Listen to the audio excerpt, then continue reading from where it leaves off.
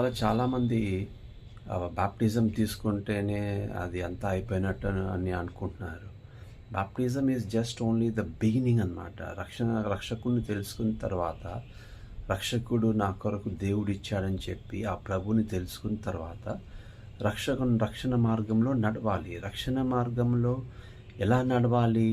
రక్షకుడు ఏం చెప్పాడో అది చేయటమే రక్షణ మార్గంలో నడవటం. రక్షకుడైన యేసు ప్రభు ఏం చెప్పాడు?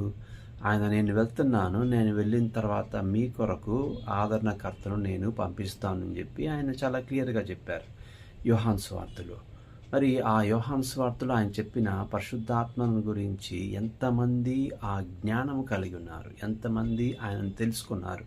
ఈజ్ ఎ పర్సన్, ఆయన అని రాయబడి ఉంది. ఆయన అంటే వ్యక్తి. ఆయనకి ఫీలింగ్స్ ఉంటాయి, ఆయనకి మనస్సు ఉంది, ఆయనకి ఏది మంచి ఏది చెడు అనేటువంటిది ఆయనకి ఖచ్చితంగా తెలిసి ఉంటుంది. కాబట్టి ఆ ప్రకారంగా ఆయన చిత్తానుసారంగా మనం నడుచుకోవాలి.